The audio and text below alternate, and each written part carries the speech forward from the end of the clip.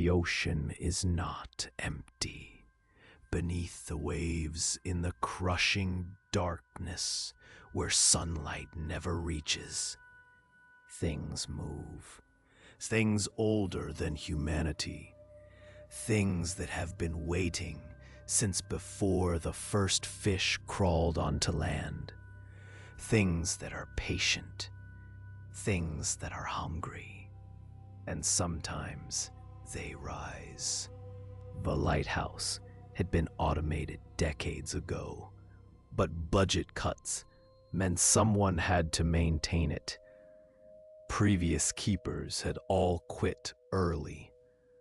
Stress, the agency said. Isolation.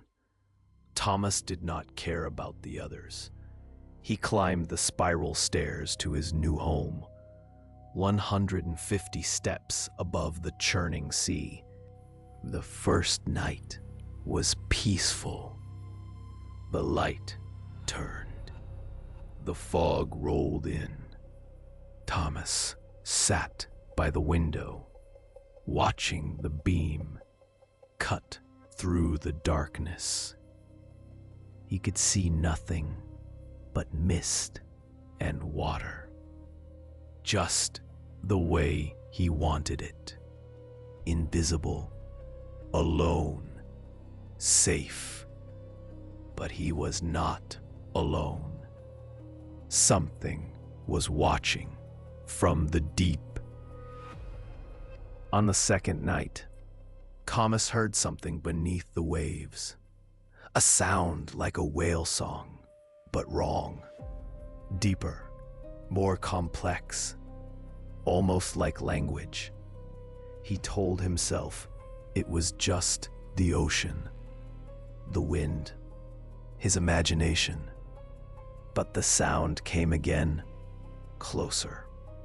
And this time, it seemed to be calling his name. On the third night, the lighthouse beam flickered and died. Thomas climbed to the lamp room to fix it.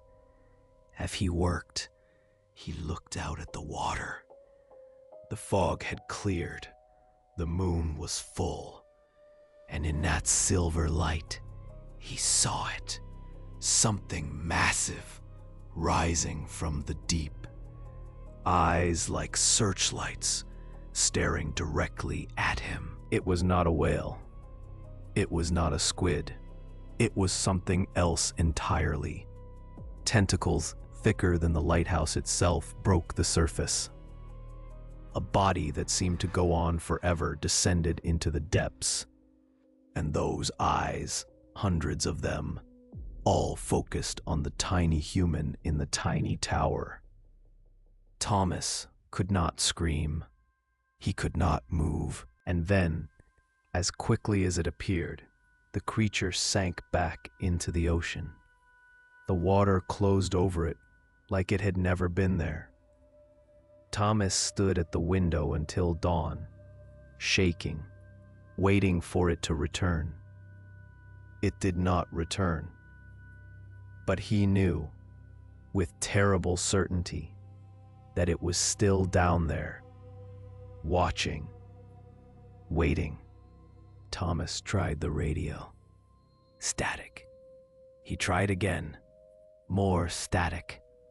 Then, through the noise, voices, but not human voices. Something that sounded like language, but made no sense. Syllables that hurt to hear. Words that seemed to scratch at the inside of his skull. The radio burst into flames. Thomas was alone.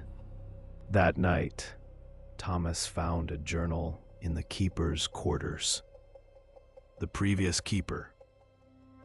The entries started normal, but devolved into madness. It comes every third night, one entry read.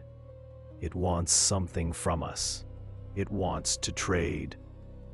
The final entry was just one word, repeated over and over. Accepted. Thomas dreamed. He stood on the ocean floor, but he could breathe. The creature was there, so vast he could not see all of it. It spoke directly into his mind. Images, feelings. It showed him things. Cities in the deep, civilizations older than time, and an offer. Serve me, worship me, live forever in my kingdom. Thomas woke, screaming. Was he going mad? Was the isolation destroying his mind, like it had destroyed the others? He looked at the journal again, the previous keeper's handwriting. And then he saw it. A photograph tucked between the pages. The creature, captured on film. It was real. It had always been real. On the 6th night, it returned. Thomas saw it from the window, circling the lighthouse rock like a shark. Those massive eyes, studying him, judging him. And then something new. A tentacle rose from the water and touched the lighthouse door. 3 slow knocks. It was asking to be let in. Thomas covered his ears, but he could still hear it. The whispers inside his head. It promised him power. It promised him knowledge. It promised to take away his pain, his guilt, everything he was running from. All he had to do was open the door.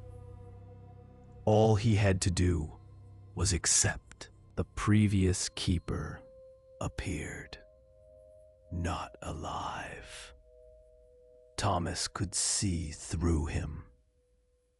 He pointed at the light. The light, he said. It fears the light. That is why we are here.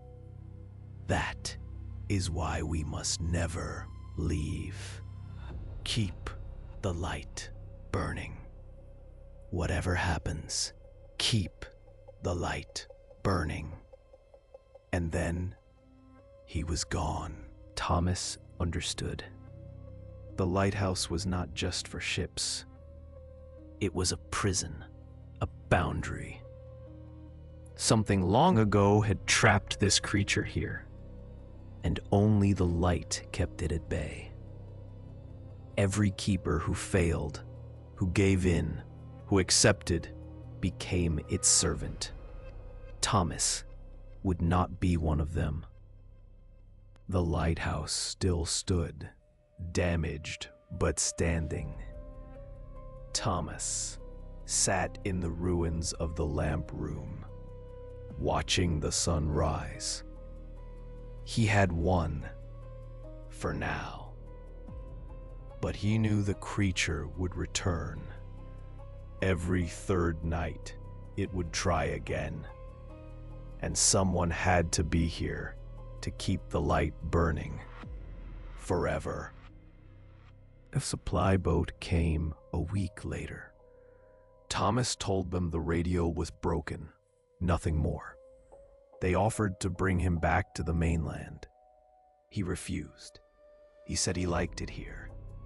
They looked at him strangely, but left him alone. Some prisons you choose. Some duties you accept. Thomas had found his purpose. So the next time you see a lighthouse shining its beam across the dark water, remember, it is not just guiding ships. It is holding something back. Something ancient.